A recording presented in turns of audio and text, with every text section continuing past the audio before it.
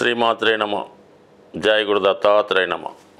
ఈ వీడియోలో మనం మకర రాశి వారికి మార్చి 2వ తారీఖు నుంచి 8వ తారీఖు మధ్యలో జరగబోయే వార ఫలాలు పరిశీలించినప్పుడు ఈ వార ప్రారంభంలో ధనస్థానంలోకి రవి శని గ్రహాల ప్రభావం చాలా వరకు మీ కుటుంబంలో విరోధాలకి సమస్యలకి కారణమయ్యే అవకాశం ఉంది.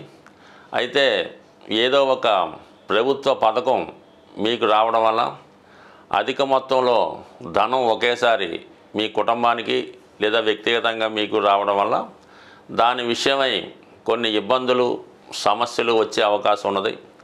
అలాగే మీ కుటుంబంలో ఒకరికి అనారోగ్యపరమైనటువంటి ఇబ్బందులు రావడం వల్ల తప్పనిసరి పరిస్థితుల్లో మీరు వాళ్ళని కేర్ తీసుకొని కొంత సమయాన్ని వారి కొరకు కేటాయించవలసి ఉంటుంది.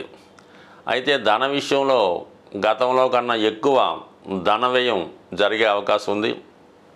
అది మీ పెద్దవారికి సేవ చేయడానికి కానీ, హాస్పిటల్ సంబంధించిన ఖర్చులు కానీ, లేదా ప్రభుత్వానికి చెల్లించినటువంటి పన్నులు ట్యాక్సులు వగైరా చెల్లించడానికి కొంతవరకు ఆర్థిక పరమైనటువంటి ఒత్తిడి, ఆ ధన సమస్యతోనే కుటుంబ సభ్యుల మధ్య విభేదాలు జరిగే అవకాశం ఉంది.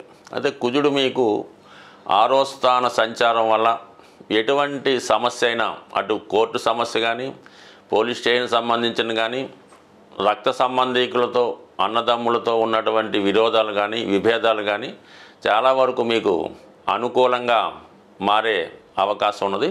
బట్ ఏదైనా మిమ్మల్ని మీరు సంస్కరించుకుంటూ ఆ సమస్యని ఎటువంటి ఇబ్బంది లేకుండా సాల్వ్ చేసే అవకాశం ఉంటుంది. బట్ ఏదైనా కొంత శ్రమ పడవలసి ఉంటుంది. అధికమైనటువంటి కోపానికి ఆవేశానికి లోను కాకుండా నిదానంగా సావధానంగా మీరు సమస్యని పరిష్కరించుకుంటే అన్నీ మీకు అనుకూలంగా మారే అవకాశం ఉన్నది. ఏమాత్రం తొందరపడినా అది చాలా వరకు కుటుంబ విచ్ఛిన్నానికి విభేదాలకు కూడా కారణం అవ్వచ్చు. కాబట్టి జాగ్రత్తగా వ్యవహారాన్ని డీల్ చేయడం మంచిది. అయితే వీటన్నిటికీ అనుకూలంగా గురుగ్రహం మీకు పంచమ స్థానంలో ఉండడం వల్ల మీకు మీ యొక్క పూర్వపుణ్యం అలాగే మీ సంతానం తోడుగా ఉంటూ మీకున్నటువంటి సమస్యని వారు సాల్వ్ చేసే ప్రయత్నం చేస్తూ ఉంటారు. దైవానుగ్రహం తప్పకుండా లభించడం వల్ల ఎంత గొప్ప సమస్య అయినా సావధానంగా పరిష్కారం అవుతుంది. ఈ సమయంలో మీరు ఏదైనా ఒక పుణ్యక్షేత్రాన్ని దర్శించడం కానీ, లేదంటే ఏదైనా ఒక మీ బంధువుల ఇంట్లో జరుగుతున్నటువంటి ఒక పుణ్య కార్యక్రమానికి వేడుకకి హాజరయ్యే అవకాశం ఉంది. మీ సలహాతో చాలా వరకు ఇతరులు వారి సమస్యలను సాల్వ్ చేసుకునే విధంగా గురుబలం మీకు సంపూర్ణంగా ఉండడం జరిగింది. అలాగే తృతీయ స్థానంలో ఈ రాశికి యోగకారకుడైనటువంటి శుక్రుడు ఉచ్చస్థితిలో వక్రగమనంలో ఉండడం వలన మీ కుటుంబంలో ఉన్నటువంటి స్త్రీలు మీకు మీ అభివృద్ధికి కారణమవుతూ ఉంటారు. మీకు చేదోడు వాదోడుగా ఉంటూ మీకున్నటువంటి సమస్యల నుంచి బయటపడే విధంగా అవకాశం ఉంటుంది. ముఖ్యంగా ఏంటంటే ఈ 3వ స్థానంలో ఏర్పడినటువంటి బుధ శుక్ర రాహు గ్రహాలు ఎవరైతే ఉన్నత విద్యలో పెద్ద పెద్ద కోర్సుల్లో ప్రవేశించడానికి కానీ, మెడికల్ లాంటి ఎంట్రన్స్లో రాయడం కానీ, మెడికల్ విద్యలో ప్రవేశించడానికి కూడా ఈ గ్రహస్థితి అనుకూలించే అవకాశం ఉంది. అయితే కుటుంబ ఆర్థిక పరిస్థితులు సరిగ్గా సహకరించకపోవడం వల్ల కొన్ని అవకాశాలు వదులుకోవాల్సి ఉంటుంది. కాబట్టి ఏదైనా కొద్దిగా ధైర్యంగా ఎదుర్కొని మరి నెమ్మదిగా సావకాశంగా ప్రయత్నం చేస్తే మీ ఫలితం నెరవేరే అవకాశం ఉంది.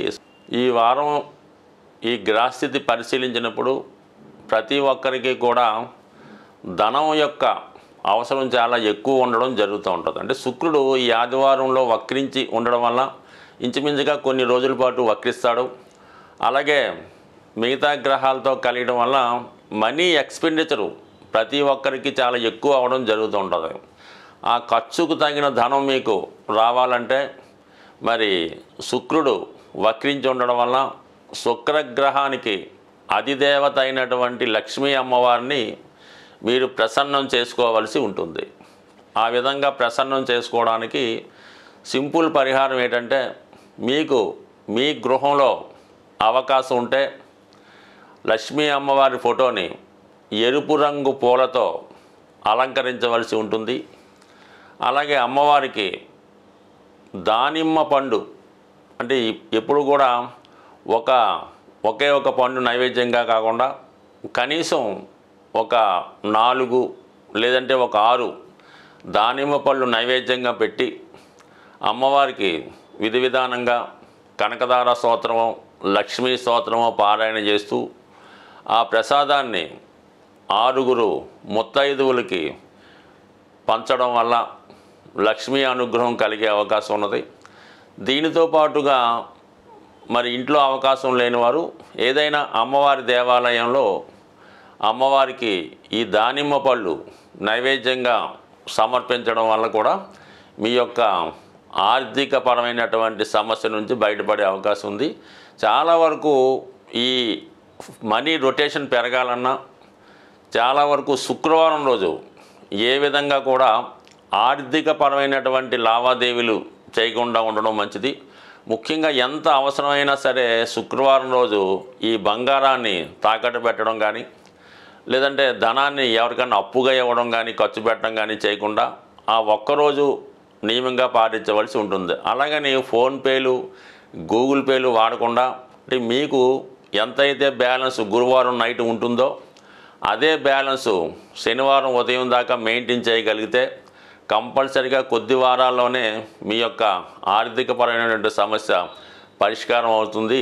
ఈ చిన్న ప్రయత్నం చెప్పడానికి సులువు కానీ చేయడానికి కష్టంగా ఉంటుంది. ఒక్కసారి ఒక 6 వారాలు ప్రయత్నించేయండి.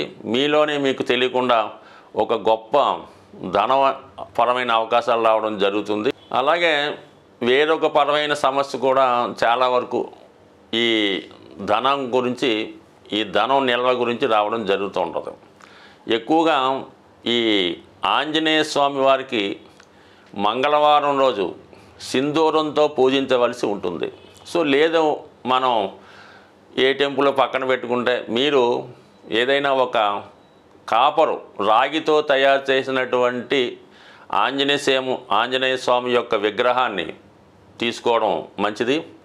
లేదంటే ఒక కాయిన్ మీద హనుమాన్ బొమ్మ ఉన్నవి మార్కెట్లో దొరుకుతుంటాయి. అదైనా మీరు ఒక రాగి పళ్ళెంలో ఆ ఆంజనేయ స్వామి రాగి విగ్రహాన్ని ఉంచి సింధూరంతో ఆంజనేయ స్వామిని మీరు పూజించవచ్చు. ఆ 108 నామాలతో చక్కగా మీరే పూజించి మొత్తం సింధూరం అంతా కూడా స్వామి మీద మూయబడి ఉండాలన్నమాట. అంటే పూర్తిగా సింధూరంలో స్వామివారి యొక్క విగ్రహం మునిగిపోవలసి ఉంటుంది. అప్పుడు మీరు దాన్ని ఎవరు టచ్ చేయని ప్రదేశంలో పెట్టి ఏదైనా బయటికి వెళ్ళినప్పుడు మాత్రం ఆ సింధూరాన్ని మీరు తిలకంగా ధరించి వెళ్ళవలసి ఉంటుంది. దానివల్ల కూడా మీకు నిత్యం మీ గృహంలో ధైర్యంతో కూడినటువంటి సంపద వచ్చే అవకాశం ఉంటుంది. అలాగే ఇదే రెమెడీ మీరు మన విఘ్నేశ్వరుడు కూడా బ్రహ్మాండంగా చేయొచ్చు.